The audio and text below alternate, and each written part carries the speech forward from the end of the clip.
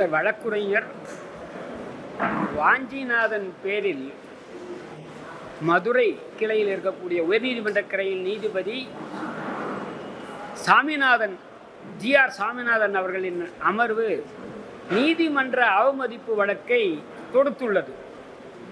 அது சம்பந்தமாகத்தான் இப்போ எங்கள் கருத்தை சொல்ல போகிறோம். ரொம்ப சுருக்கமாக ஒரே ஒரு நேரடியான எங்களுடைய கருத்து என்னன்னா, இந்த வழக்கை ஒன்று ஜிஆர் சாமிநாதன் அவர்களே திரும்ப பெற வேண்டும், ரொம்ப நல்லது. இல்லை என்றால்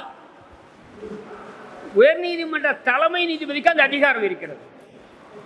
அவரை ஏன்னா அவருடைய அனுமதி இல்லாமல் எந்த வழக்கு இருக்க முடியாது. அவர் அதை ரத்து செய்யலாம் என்றது எங்களுடைய கருத்து. என்னன்னா, வாஞ்சிநாதன் என்ன பண்ணாரு? வாஞ்சிநாதன் தவறு செய்திருந்தால் அவரை காப்பாற்றுவதற்கு நாங்கள் இல்லை. அவர் என்ன பண்றாரு? தலைமை நீதிபதி, உச்ச நீதிமன்ற தலைமை நீதிபதிக்கு ஜிஆர் சாமிநாதன் அவர்களை பற்றி 14/6/2025 அன்று ஒரு புகார் அது இப்போ சோசியல் மீடியா இருக்காது. எனக்கு யாருக்கு தெரியாது. இதை வெளியில கசிய விட்டது வாஞ்சிநாதன் அல்ல. இன்றைக்கு அவர் சைபர் கிரைமில் புகார் கொடுத்திருக்கிறார். யார் கசிய விட்டார்கள் என்பதை கண்டுபிடிக்கலாம் டெக்னாலஜியில். அதனால இதை அவர் வெளியில்ல. அவர் தலைமை நீதிபதிக்கும் உச்ச நீதிமன்ற நீதிபதிக்கும் புகார் கொடுத்தாரு. இன்றைக்கு வழக்கறிஞர்களுக்கோ அல்லது எந்த இந்திய குடிமகனுக்கோ அல்லது எந்த வழக்கில் கட்சிக்காரர்களுக்கோ இருக்கக்கூடிய ஒரே ஒரு உரிமை அதுதான். ஒரு நீதிபதியை பற்றி அவங்க சொல்லணும்னா தலைமை நீதிபதிக்கு புகாரை அனுப்பணும். தலைமை நீதிபதிக்கு புகாராக அனுப்புவது ஒரு நீதிமன்ற அவமதிப்பு ஆகாது. அதை யார் அவமதிப்புன்னு கருதுறதுக்கு வாய்ப்பு. சப்போஸ் அதில் அவர் கட்ட எழுதுறாரு வச்சுங்க, அதுக்கு வாங்கினால அதில் இல்லை. நான் இவ்வளோ நேரம் தான் பேசிட்டேன்னு எழுதினார்னா தலைமை நீதிபதி நடவடிக்கை எடுப்பார். அவர் எடுப்பார். அது ஏன்னா அதில் எழுதியிருக்கிறதுக்கு பார்த்து பரிசீலனை பண்ண வேண்டியவர் தலைமை நீதிபதி அவர்கள். எனவே இவர் கண்டம் நடவடிக்கை எடுக்கிறது தவறு. அதையும் மீறி எடுத்தார்னா தலைமை நீதிபதி அந்த வழக்கை ரத்து செய்ய வேண்டும்ன்றது நம்பர் 1. அதான் முதல் எங்களுடைய கோரிக்கையாக இங்கே சொல்கிறோம். அடுத்து இந்த விஷயத்தில் இது தனிப்பட்ட வாஞ்சிநாதனுடைய பிரச்சனை அல்ல. இது ஒட்டுமொத்த சாதாரண ஒவ்வொரு மனிதனுக்குமான பிரச்சனைங்க. நீங்கள் ஒரு நீதிபதியை பற்றி ஒரு புகார் சொல்லணும். நீங்கள் உச்ச நீதிமன்ற தலைமை நீதிபதிக்கு ஒரு புகார் அனுப்புறீங்க. அதை நீங்கள் சோசியல் மீடியாவில் வெளியிடல, வேற யாரோ வெளியிடுறான். அதற்காக நீங்கள் எந்த நீதிபதி பேரில் புகார் கொடுத்தீர்களோ அவர் கண்டெம்ட் எடுக்கலாமா என்பது இது ஒரு அடிப்படையான கேள்வி. இது அனைத்து மக்கள் சம்பந்தப்பட்டது, குறிப்பாக வழக்கறிஞர் சமூகம் சம்பந்தப்பட்டது. தமிழ்நாட்டில் இருக்கக்கூடிய அனைத்து வழக்கறிஞர்களும் இதில் நிச்சயமாக ஒன்றுபட்டு இந்த உரிமை இருக்கு பாருங்க. இந்த உரிமையை வேற ஒன்றுமே இல்லை. ஒரு புகார் அளிப்பதற்கான உரிமை கூட இல்லையா? அந்த புகாரின் உண்மைத்தன்மையை, நம்பகத்தன்மையை அதில் பற்றி தலைமை நீதிபதி விசாரித்து அதில் ஒரு முடிவு எடுக்கட்டும். அவர் அந்த இல்லைப்பா நீ சொல்கிறதெல்லாம் ஒன்றும் இல்லை, அதை நான் நிராகரிக்கிறேன்னு சொல்லட்டும். இல்லை நீ கொடுத்ததில் எனக்கு உடன்பாடு இல்லை, நீ நடவடிக்கை கூட எடுப்பாருன்னு சொல்லட்டும்.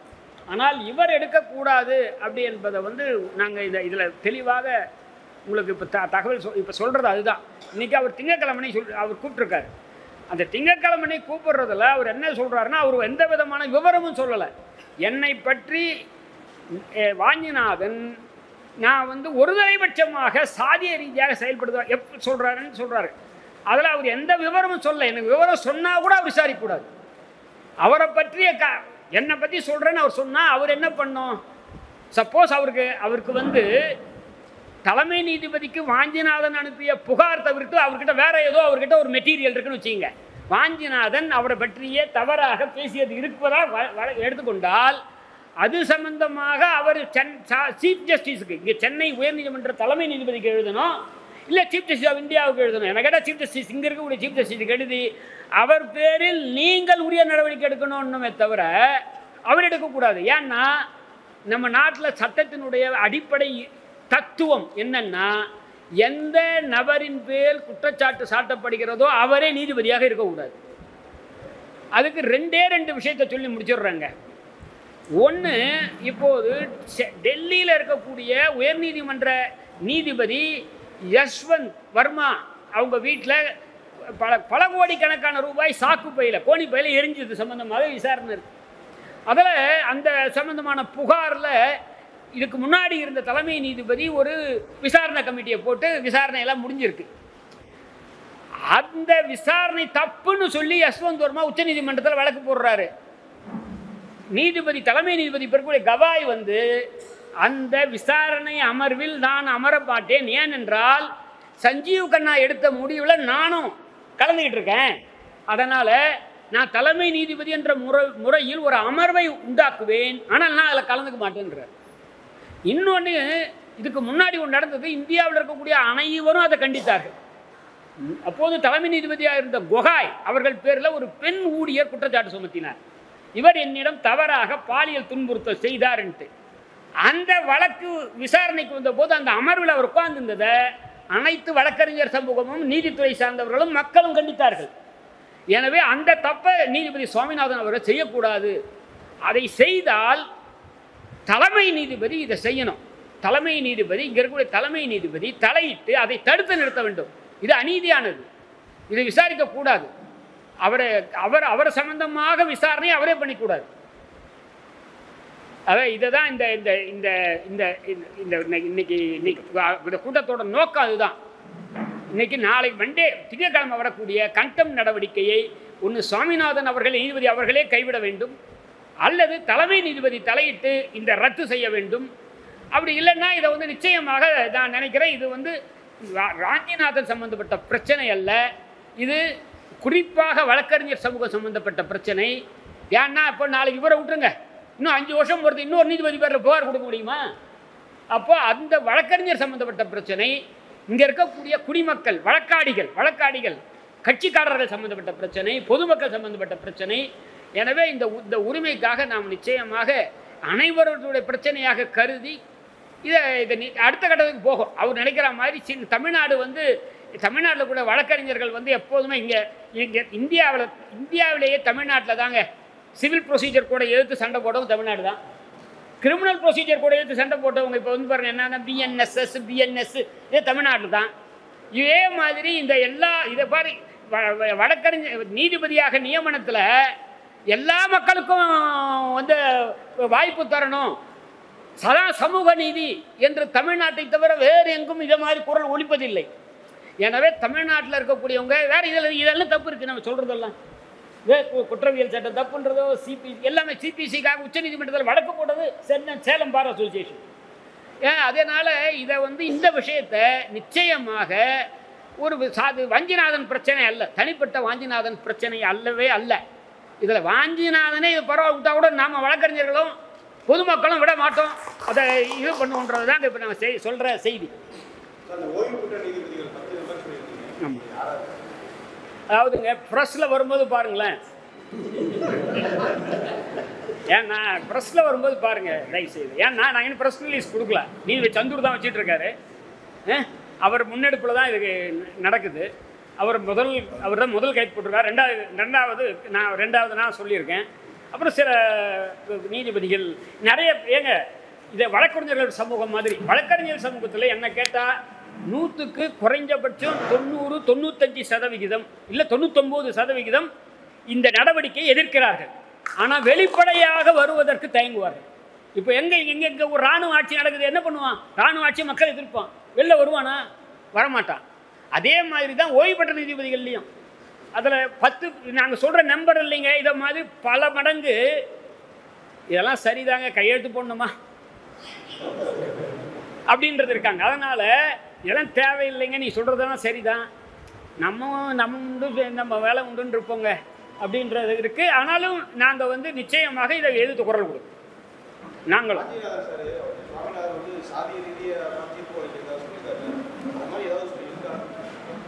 சார், அதாவது ஜஸ்டிஸ் சாமிநாதன் தானே சார் சொல்லணும் அந்த மாதிரி இருக்கான்ட்டு என்ன கேட்குறீங்க சார்? நான் என்ன கேட்குறீங்க? ஆனால் வாஞ்சிநாதன் உச்சநீதிமன்ற தலைமை நீதிபதிக்கு எழுதிய புகாரில் 14 புகார்கள் சொல்கிறத ஒரு சில புகாரில் அவர் சாதி ரீதியாக செயல்பட்டார், மத ரீதியாக செயல்பட்டார் என்று அவர் சொல்கிறார்.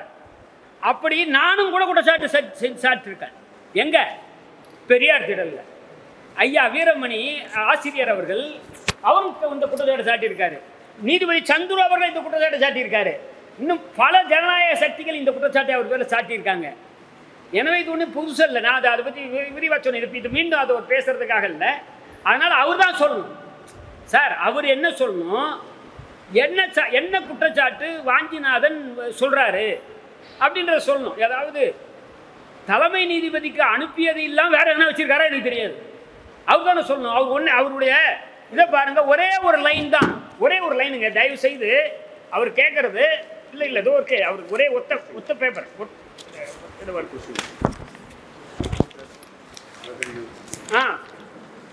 இதாங்க, ஒத்த லைன் தான். Whether you Vanchinathan stand by your imputation of caste bias on the part of Justice Swaminathan in the discharge of his judicial duties. இதுதான் அதில் என்ன, அவர் imputation of caste bias இருக்கு. அதை இனி இந்த தேதியில் இத்தனை மணிக்கு இந்த இடத்துல சொன்னேன், ஒரு கூட்டத்தில் வழக்கறிஞர் கூட்டத்தில் உரையாற்றும் போது சொன்னாய், அல்லது ஒரு இலக்கிய கூட்டத்தில் உரையாற்றும் போது சொன்னாய், அல்லது ஒரு சோசியல் மீடியா கொடுத்த இன்டர்வியூவில் சொன்ன, நீ சொன்ன வார்த்தைகள் இதுதான். சொன்ன வார்த்தை கூட இல்லை. இந்த வார்த்தை நான் இப்படி இருக்கேன் இருக்கு. எங்கள் குற்றச்சாட்டை இப்போ ஏன்னா கிரிமினல் கண்டெம்ட் என்பது ஒரு குற்றவியல் நடவடிக்கை. குற்றவியல் நடவடிக்கைன்னா சொல்லணும், என்ன கையை வெட்டினா கையை வெட்டினாய், எந்த ஆயுதத்தால் வெட்டின, என்ன அதே மாதிரி விவரத்தை குற்றப்பத்திரிகை வலது கையில் வெட்டியா இடது கையை வெட்டினியா, விவரங்களே இல்லாமல் பொதுவாக சொன்ன இப்படி என்ன விவரங்கள் சொல்லணும். அது கூட அவர் சொல்லக்கூடாது. அது கூட அவர் அப்படி கண்டு இருந்தா வாஞ்சிநாதனோ அல்லது வேறு எந்த வழக்கறிஞரோ அல்லது எந்த மாதிரி இருக்கக்கூடிய ஓய்வு பெற்ற நீதிபதிகளோ அல்லது சாதாரண குடிமக்களோ அந்த நீதிமன்றத்தின் மாண்புக்கு கேடு விளைவிக்கும் வகையில் பேசியதாக இருந்தால், அவரை பற்றி பேசியதாக இருந்தால், நீதிமன்றத்தை பற்றி இல்லை, அவரை பற்றி தவறாக பேசியதாக இருந்தால் அவர் நடவடிக்கை எடுக்கக்கூடாது. அவர் தலைமை நீதிபதிக்கு எழுதி தலைமை நீதிபதி நடவடிக்கை எடுக்கணும். பொதுவாக பேசுறது வேறங்க. அப்போ கூட தலைமை நீதிபதி தான். பொதுவாக இங்கே இருக்கக்கூடிய நீதிமன்றமே சாதாரண மக்களுக்கானதல்ல, கார்பரேட்டுகளுக்கானது அப்படின்லாம் பேசினா அப்போ கூட இவர் நடவடிக்கை எடுக்கக்கூடாது. சீஃப் ஜஸ்டிஸுக்கு எழுதணும், இந்த மாதிரி இவர் பேசுகிறாரு, அது நீதிமன்றத்தினுடைய மாண்பை குறைக்கும். நம்ம என்ன கார்பரேட்டுகளுக்கான நீதிமன்றமா, இது மக்களுக்கான நீதிமன்றம், இது அரசமைப்பு சட்டப்படி எங்கக்கூடிய நீதிமன்றம் அப்படின்ட்டு அவர் சீஃப் ஜஸ்டிஸுக்கு எழுதணும். ஆனால் அவர் தான் மாஸ்டர் ஆஃப் ரோஸ்டர். யார்கிட்ட எந்த கண்டெம்ட் போடணுன்றதை முடிவெடுக்கிறவங்க. ஏன்னா இப்போ உத்தரவு கிடையாது. சாமிநாதன் அவர்கள் அல்லது எந்த ஒரு நீதிபதியோ ஒரு உத்தரவு போட்டு அந்த உத்தரவை நம்ம மதிக்கலைன்னா அப்போ அவர் வழக்கமாக அதை விசாரிப்பார். எந்த நீதிபதி போட்டாரோ அவர் விசாரிப்பார்.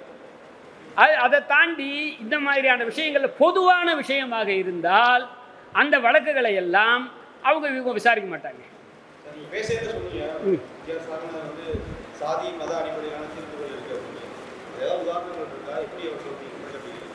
அதை இப்போ உங்களுடைய எனக்கு ஒன்று எனக்கு வேறு ஒன்றும் இல்லை. நானும் எனக்கு தெரிஞ்சுங்க, குறைஞ்சபட்சம் நான், நீதிபதி சந்துரு, திராவிடர் கழக ஆசிரியர் வீரமணி, இன்னும் திராவிட இயக்கத்தை சேர்ந்த பல தலைவர்கள் பலர் இவர் இந்த மாதிரி பேசின இவருடைய பல தீர்ப்புகளை பற்றி விமர்சனம் பண்ணியிருக்காங்க. அதில் ஒரு குறிப்பாக ரெண்டு இதை மட்டும் நான் சொல்கிறேன். ஒன்று, அவர் பேரில் ஒரு சொல்கிற குற்றச்சாட்டு ஃபாரம் ஷாப்பிங்ன்ற ஒரு குற்றச்சாட்டு சொல்கிறாங்க. என்னென்னா, தமிழ்நாட்டில் 5 ஆண்டுகளாக இங்கே இருக்கக்கூடிய கவர்னர் அவர்கள் அதிமுக ஆட்சி காலம் உட்பட 2021 தான் ஸ்டாலின் முதல்வராகிறார். 2020 எடப்பாடி பழனிசாமி அவர்கள் முதல்வராக இருக்கும்போது சட்டசபையில் ஏகமனதாக திமுக ஆதரவுடன் யூனிவர்சிட்டிக்கான சட்டம் நிறைவேறுது. அதே மாதிரி இப்போ திமுக ஆட்சி காலத்தில் நிறைவேறுது. எதுக்குமே ஒப்புதல் தர மாட்டேங்கிறாரு. ஏன்னா அது அவருடைய அதிகாரத்தை கட்டுப்படுத்துது வைஸ் சான்சலர் நியமனத்தில். அப்போது இது சம்பந்தமாக உச்சநீதிமன்றத்தின் கதவை திமுக அரசு தட்டுது 2023. அதில் 2024 ஒரு ஆண்டு கிட்டத்தட்ட கழித்து ஏப்ரல் மாதத்தில் ஒரு தீர்ப்பு வருது. தப்பு, கவர்னர் செய்தது தப்பு, 4-5 ஆண்டுகளாக உட்காந்துட்டு இருக்கக்கூடாது, நீ இதுக்கு ஏற்கனவே இதுக்கு ஒப்புதல் கொடுத்துருக்கணும். ஏன்னா ஒன்ஸு நீ திருப்பி அனுப்பி அவங்க மறுபடியும் ரீஎனாக்ட் பண்ணால் கொடுத்தே ஆகணும் அப்படின்னு. இப்போ 5 வருஷம் ஆன தொட்டு நாங்கள் உங்கள்கிட்ட திருப்பி அனுப்பலை, பேரறிவாளன் வழக்கு மாதிரி நாங்களே இதை செஞ்சிடறோம், சத்தமாக இது வந்து சட்டம் தான் இனிமேலுன்ட்டாங்க. உடனே இப்போ யார் கவர்னர் பண்ண வேலையை அடுத்து பிஜேபியில் இருக்கக்கூடிய திருநெல்வேலியை சேர்ந்த அந்த மாவட்ட செயலாளர் வெங்கடாஜலபதி அவசரமாக எந்த காலத்தில் நீதிமன்றம் வெக்கேஷனில் இருக்குது, கோடை விடுமுறையில் இருக்குது. இப்போ தான் 5 வருஷமாக இருக்குது இந்த வழக்கு சம்பந்தமாக இந்த இந்த இந்த சட்டங்களை தடை கொடுக்கணும்னு சொல்லி வெக்கேஷனில் வழக்கு போடுறாரு. எங்கே திருநெல்வேலியை சேர்ந்தவர் மதுரை பெஞ்சை விட்டுறாரு. அப்போது ஜிஆர் சாமிநாதன் சென்னை உயர்நீதிமன்றத்தில் உட்கார்றாரு, அங்கே போடுறாரு. அவருக்கு வக்கீல் யார்? மதுரையிலேருந்து வக்கீல். அப்போ இது பேர் என்ன அப்படின்றத நாங்கள் அப்போவே கேள்வி கேட்டோம். இது வந்து விசாரிக்கப்படணுன்றோம். இதை என்னன்றத இதை விசாரிக்கப்படணும் குறைஞ்சபட்சம். எப்படி இது ஒன்று இதாக நடக்குதா அப்படின்றத அதுக்கு தடை கொடுத்துருக்காருங்க, தடையும் கொடுத்துருக்காரு. நீங்கள் இவ்வளோ கஷ்டப்பட்டு போட்டு போராடின சட்டம் போயிடுது. இந்த மாதிரி எண்ணற்ற நாங்கள் மொத்தம் ஒரு 14 சம்பவங்களை அவரை குறிப்பிடுறாரு. அதே அதெல்லாம் பேசுகிறதுக்கான ஏன்னா இன்டர்வியூவில் வந்து இப்போ நீங்கள் சொல்கிறதுக்கு இல்லையா நேர்காணல் இதுக்கு அந்த தனிப்பட்ட முறையில் நீங்கள் உங்கள் சேனல் வந்து கேளுங்க, அதை பற்றி நான் இப்போ பேசக்கூட தயாராக இருக்கும். இப்போ நான் குறிப்பாக இப்போ எங்களுடைய ஒரே நோக்கம் இந்த ப்ரெஸ் கான்ஃபரன்ஸோட ஒரே நோக்கம் கண்டெம்ட் வாஞ்சிநாதன் பேரில் எடுக்கப்பட்ட நீதிமன்ற அவமதிப்பு வழக்கை இது பண்ணதான் தவிர இப்போ நீதிபதி சுவாமிநாதன் கடந்த ஒரு இப்போ 8-9 ஆண்டுகளாக செயல்பாட்டில் அவரை பற்றிய விமர்சனத்தை பற்றி அவர் எடுத்து பல தீர்ப்புகளை பற்றிய விமர்சனம் அவரை பற்றி தனிப்பட்ட முறையில் அல்ல. தனிப்பட்ட முறையில் அவர் எனக்கே நண்பர் தான். அவரை பொறுத்த வரையில் அவருக்கு வந்து தீர்ப்பிலே இருக்கக்கூடிய விமர்சனம் பண்ணுவது இப்போ நோக்கம் இல்லை. அது சம்பந்தமாக இப்போ அவர் நீதிமன்ற அவமதிப்பு என்பது மிக கொடூரமான ஆயுதம். அதை வந்து எடுப்பதை வந்து அனுமதிப்பது ஜனநாயகத்துக்கு விரோதமானது. வழக்கறிஞருடைய அதான் அடிப்படை. வழக்கறிஞருடைய தொழில் செய்யும் உரிமைக்கு மிகப்பெரிய பாதிப்பை உண்டாகும். ஏன்னா வழக்கறிஞர் இருக்கக்கூடிய ஒரே ஒரு வழி என்னன்னா நீதிபதியை பற்றி அவருக்கு எதனா புகார் இருக்குமானால் அவர் தலைமை நீதிபதி உச்ச நீதிமன்ற தலைமை நீதிபதிக்கு அனுப்புறது தான் ஒரே வழி. அதை தவிர வர ஒரு வழியும் கிடையாது. அதில் போய் எப்படி ஒரு நீதிமன்ற அவமதிப்பு வரும் அப்படின்றது தான் நாங்கள் இன்றைக்கி சொல்கிறோம். அதனால் அவர் உடனே திங்கட்கிழமை அன்னைக்கு இதன் மூலமாக அவர் வந்து அதை நிறுத்தணுன்றாங்க. அதை வந்து இப்போ அதை எதிர்காலம் முடிவு செய்யுங்க. எதிர்காலம் நிச்சயமாக நான் அதை தான் சொல்லிட்டேன். இது வாஞ்சிநாதன் பிரச்சனை அல்ல, தமிழ்நாட்டில் இருக்கக்கூடிய வழக்கறிஞர் பிரச்சனை. வழக்கறிஞர் பிரச்சனை மட்டுமல்ல, வழக்காடிகள் பிரச்சனை, பொதுமக்களுடைய பிரச்சனை, உங்கள் பிரச்சனை. உங்கள் பிரச்சனை நீங்கள் கூட நாளைக்கு எதனா ஒன்று சொன்னீங்கன்னா உங்களுக்கு தான் பெரிய ஆபத்து. நீங்கள் எதனா மீடியாவில் எதனா ஒன்று போட்டிங்கன்னா அதோட தீர்ந்தது. அதனால் எல்லாரோட உரிமை சம்பந்தமான பிரச்சனை. அதனால் இந்த சமூகம் என்ன பண்ணுது, அதுவும் தமிழ்நாட்டை பொறுத்த வரையில் நிச்சயமாக நம்ம ஒரு உரிமைக்காக எப்போதுமே குரல் கொடுப்போம். நான் யாருன்றதை வந்துங்க எனக்கு யார் செஞ்சாங்கன்னு நமக்கு தெரியாதுங்க. யார் அதை செய்யணும்? இப்போ காவல்துறை செய்யணும். இன்றைக்கி சைபர் கிரைம் வந்து உடனடியாக இன்னைக்கு எனக்கு கூடங்க இன்றைக்கி நவீன தொழில்நுட்பத்தை பற்றி தெரியாது. நீங்களே கூட கையாளுற பல செய்திகள் நமக்கு தெரியாது. ஆனால் இன்றைக்கி எங்கேருந்து ஒரு செய்தி வெளில வருதுன்றதை இன்றைக்கி தொழில்நுட்பத்தை கண்டுபிடிச்சிடலாம். உங்களுக்கு அது தெரியும். ஏன்னா இன்றைக்கி இருக்கக்கூடிய சோஷியல் மீடியா இருக்குது பாருங்கள், அவங்களுக்கு பாதுகாப்பு உண்டு. ஏன்னா அவங்க வந்து பிளாட்ஃபார்ம் தான். இப்போ மீதி நாடகம் மாதிரி கிடையாது. நாடகத்தில் எல்லாருமே கில்ட்டி, எல்லாருமே குற்றவாளிகள். சோஷியல் மீடியாவை பொறுத்த வரைக்கும் இன்றைக்கி அதுதான் இப்போ மோடி இப்போ இருக்கக்கூடிய சென்ட்ரல் கவர்மெண்ட்டுக்கும் மீடியா ஹவுஸ்க்கும் பெரிய சண்டை நடந்துக்கிட்டு இருக்குது.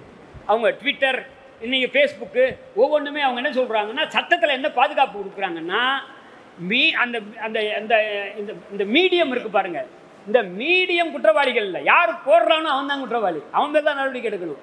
அப்போ யார் முதல்ல போடுறாங்கன்றதை கண்டுபிடிக்க முடியுமா? கண்டுபிடிக்க முடியும். அதை போட்டு கண்டுபிடிக்கட்டும். ஏன்னா வாஞ்சிநாதன் கண்டி அதை போட்டிருந்தாருன்னா அப்போ அவரும் தான் அதுக்கு பதில் சொல்லி ஆகணும். அதை யாருன்றதை பார்க்கலாம். ஏன்னா அவர் 14/6 1.5 மாதத்துக்கு முன்னாடி அவர் கொடுத்த இது திடீர்னு எப்படி இப்போ வருது அப்படின்றத சைபர் கிரைம் இந்த கண்டுபிடிக்கட்டும். அவர் வந்து சீஃப் ஜஸ்டிஸ்க்கு அனுப்புறது தப்பு கிடையாது. அதே வாஞ்சிநாதன் வந்து வாட்ஸ்அப்பில் வந்து இதை ஃபேஸ்புக்கில் வந்து அவர் போட்ட அந்த புகாரை வந்து பகிர்ந்திருந்தால் அது குற்றம். அதோட நான் இல்லைன்னா அவர் டிஃபெண்ட் பண்ணலை.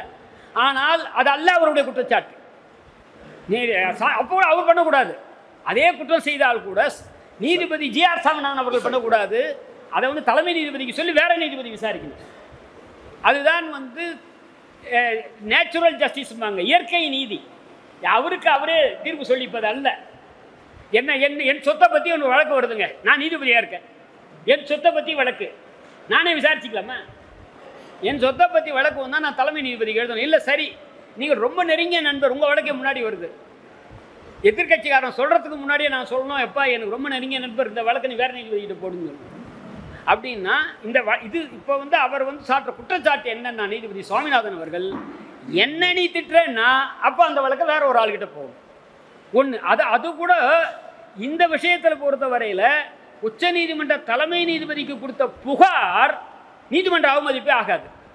அப்படி நீதிமன்ற அவமதிப்பு என்ற நடவடிக்கை எடுக்கணும்னா தலைமை நீதிபதி ஒன்றா பார்க்கலாம். ஏன்னா சப்போஸ் அவர் என்ன எழுதியிருக்காருன்னு பார்க்குறாருன்னு வச்சிங்களேன், நமக்கு தெரியாது.